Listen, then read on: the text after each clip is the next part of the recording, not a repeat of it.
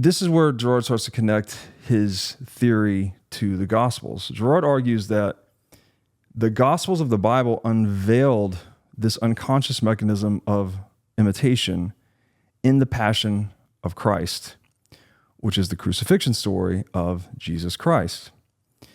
Now, in this story, as most people know, Jesus Christ is the innocent victim who is crucified by the crowd, yet is later vindicated through his resurrection from the dead.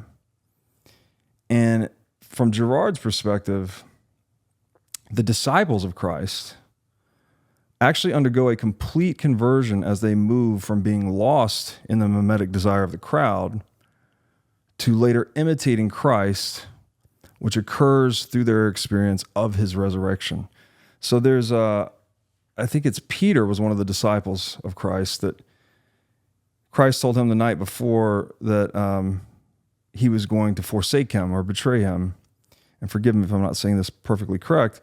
And Peter said, oh, there's no way I'm going to do that. But then the next day when the crowd is starting to mobilize to lynch Christ, Peter becomes memetically involved with the crowd and actually, kind of turns against Jesus for a time. So there's a lesson in there that despite his promise, he was swept up in the frenzy or the madness of the crowd. And so, again, Girard's view is that this unparalleled ability for imitation is the primary identifying characteristic of human beings. And, again, we're beating up on Aristotle at the beginning, but he actually wrote about this too. He said, Aristotle wrote, man differs from the other animals in his greater aptitude for imitation. However, and this is where it gets tricky, it's not necessarily an instinct. It's not, it's something that, the newborn infant is hardwired to imitate the parents, but there's this potential that's coming online at the same time, because had the infant not had the parent around, they wouldn't have had the model to imitate.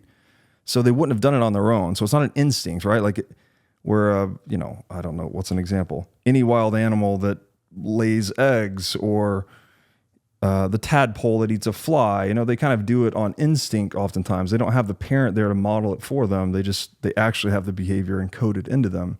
This is subtly different because it's not hardwired into us. It's just the imitation is hardwired into us. And so there's a potential that must be activated for the infant to become human, and it becomes actual as the infant observes and imitates others. So, and again, we'll talk about mirror neurons now. This discovery occurred in 1992, which was well after the formulation of Girard's theory. But it's very important to bring this up because, again, I think that, there's the old saying, as above, so below. Or we know about the nature of fractals now, where nature tends to be self-similar, yet non-repeating at different scales. Classic example, the pebble, the stone, and the mountain are basically the same structure, just at three vastly different scales.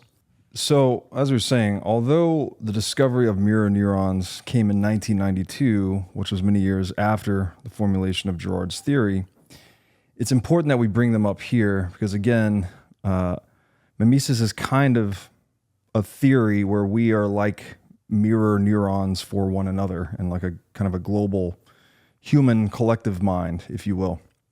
So with that, I'd like to read another excerpt from the book Mimesis and Science.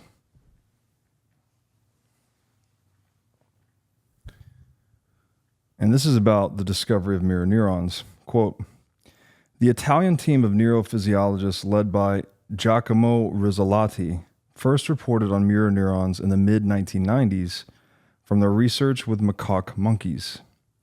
Using single-cell electrodes to record neural activity, they found that individual neurons were activated while the monkey was performing a particular goal-directed motor sequence, such as grasping a piece of food with its hand, would equally become activated while the monkey simply observed the experimenter performing the action. The responsiveness of these neurons to both direct motor movement as well as purely visual information of the same motor sequence, suggested a direct resonance or common coding of observation and execution between participant and observer. This discovery has been considered revolutionary in part for its contribution to understanding many unanswered questions concerning primate social cognition, including the neurophysiological basis of imitation in humans. Rizzolatti and his colleagues explain why. Quote, "The novelty of these findings is the fact that, for the first time, a neural mechanism that allows a direct matching between the visual description of an action and its execution has been identified. Such a matching system constitutes a parsimonious solution to the problem of translating the results of the visual analysis of an observed action into an account that the individual is able to understand." And the author goes on to write, "In addition to the neural correlates of imitation, the functional significance of mirror neurons is also thought to contribute to many interrelated facets of social cognition in humans, including empathy, affective resonance, action representation, communication and language, and theory of mind. Additional theoretical speculations stemming from research on mirror neurons address their significance in helping to explain not only the underlying mechanisms of such skills, but also their evolution across species. For example, it has been argued that differences between human and non-human primates may be due more to cortical rewiring rather than simply brain size or the acquisition of unique brain structures. In other words, mirror neurons and the evolution of a more complex mirror system or imitative brain may have contributed significantly to a wide-scale cerebral reorganization, allowing for the coevolution of more complex social and representational skills across primate species." So, in Girard's view, if we're going to analogize the individual human being to an individual mirror neuron in the collective cultural brain, if you will, of the human race, the same neurons fire when we see someone performing an action or when we see ourselves perform the action. All right, so you watch a guy driving a nail, the same neurons are firing as if you were doing it yourself. And so therefore, it stands to reason that seeing others performing certain actions unconsciously encodes us to perform similar actions in the future, right? In a word, to imitate them. Sounds simple enough, but the consequences of this unconscious process of imitation we call mimesis are truly mind-blowing. So now I'll go a bit into Girard's theory. And a key word in Girard's theory is the word scandal. Scandal translates from the ancient Greek word scandalon, which means either a stumbling block, an obstacle, or a snare. Scandalon has a derivative word, which is scandalizo, which means to cause a scandal, and comes from the root word scadzo, which means I limp. So think about a scandal as being an obstacle or a trap or a stumbling block, something you trip over. And Girard writes on page 416 of his magnum opus, Things Hidden Since the Foundation of the World. And just a quick side note, what originally got me into, I heard a lot of people talking about Girard and how much they liked his work, but one of the inflection point, I guess, for me was when someone recommended this particular book and said it was Peter Thiel's favorite book. And so Peter Thiel's obviously founder of PayPal. He also went on to be an early investor in Facebook.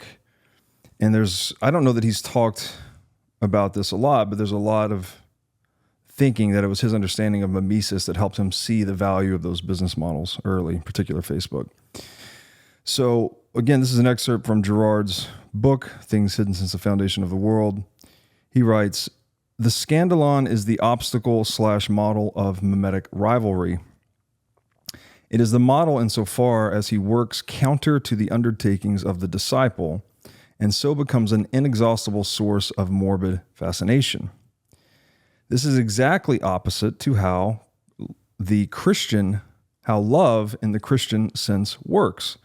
As 1 John 2:10-11 reads, "He who loves his brother abides in the light, and in it there is no cause for stumbling," scandalon.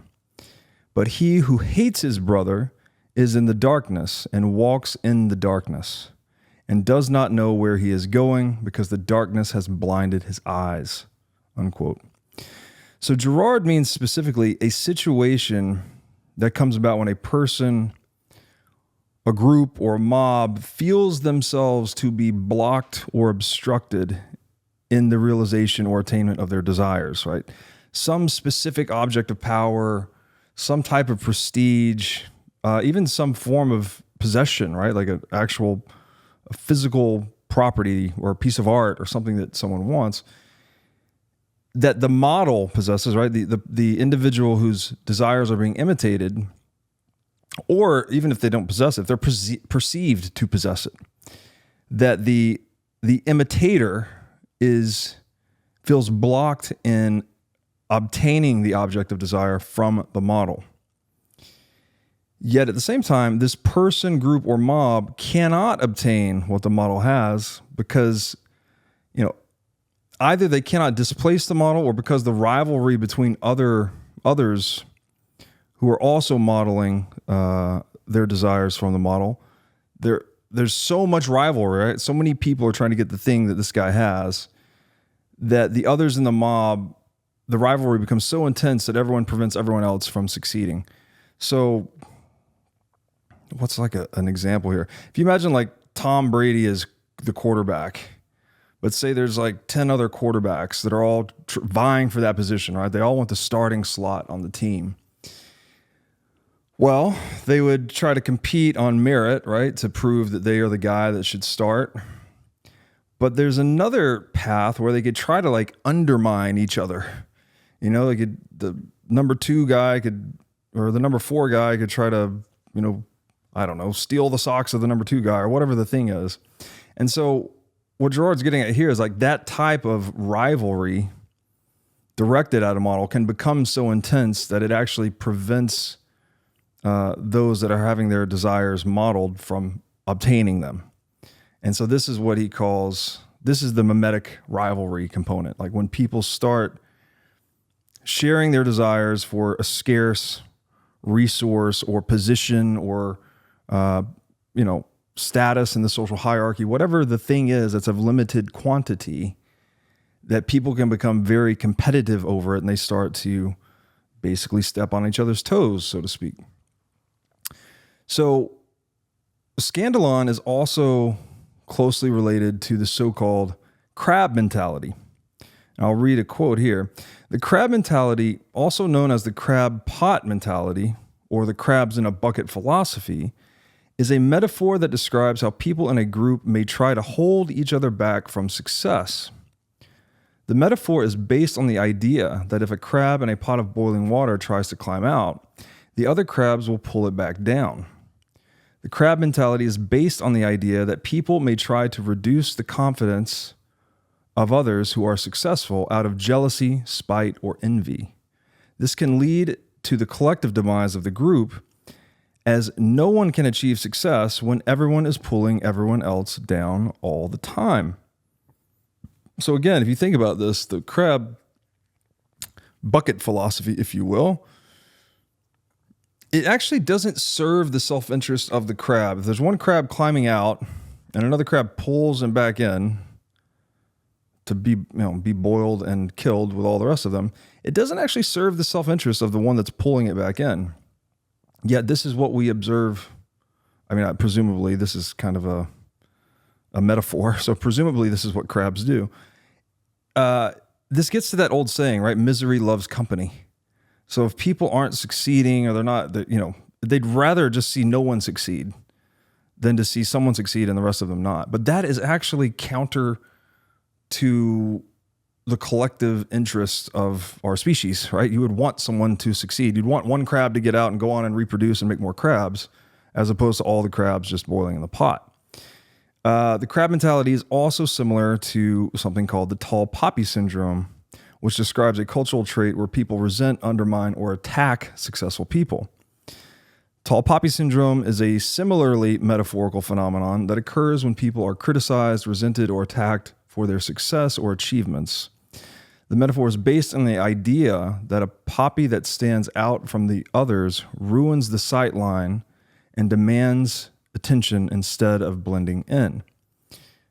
You could put this in few words by saying it's the tall blade of grass that gets cut first. So scandalon tends to be directed at people that are different or stand out in some way. So we could almost use these terms interchangeably in a way, right? Scandalon, crab mentality, or the tall poppy syndrome. When one of these situations occurs, and it occurs often enough, there can actually be an accumulation of scandals, which again is people being blocked from the realization of their desires, that eventually so much antagonism builds up that the steam has to be let off, so to speak. Otherwise, the social fabric can be torn apart with reputational attacks, betrayal, the breaking of explicit agreements, and ultimately violence. So when this happens, all of those involved in the tangle of rivalry will turn their frustrated desire against a single victim who's widely believed to be the offender causing the original scandal. Girard calls this unconscious process of scandal reaching its breaking point and resulting in collective violence against a single target. Girard calls this the single victim mechanism, also called scapegoating. So in Girard's theory, it is the process of victimization itself, which is Satan, actually. This is so fascinating because we typically think, you hear the word Satan and it just sounds like this character that, comic book character almost that represents evil, or a fairy tale character that represents evil. But Girard is making a case that no, there's an actual interdividual psychological dimension to human being that manifests in us, manifests in our social dynamics, as a process of victimization, right? Where we actually victimize others. We blame these scapegoats or single victims, as he calls them. We blame them for what memetic contagion or imitated violence causes, right? That's the actual source of the problem, is the imitation. But we end up pointing all of that antagonism towards one individual. So that process of victimization is like a technical term Girard uses to describe Satan. So this is Satan in both a mythological and an anthropologically technical sense, right? This is not, this is a very precise term in Girard's anthropology. So we might ask ourselves, who is Satan? Well, Satan or the devil, which are interchangeable terms in the New Testament, is often called the accuser. It is the power of accusation and the power of the process singling out and eliminating a victim in the belief that it will eliminate a community's troubles, right? Again, the single victim mechanism, that you can just blame all of this on one scapegoat, kill the scapegoat, and everyone will be at peace. It's, again, this unconscious process. And so in the single victim mechanism, which is the satanic process of victimization, the real cause of the community's troubles is the contagion of imitation, which eventually triggers the desire to escape from disorder, which in turn eventually triggers the identification of the victim. Right? Everyone wants it to stop. Everyone, through imitation decides, oh, there's one person that's at fault here. And this person that stands apart from the mob, the tall poppy, so to speak, according to the mob's false belief, they must be eliminated to restore peace.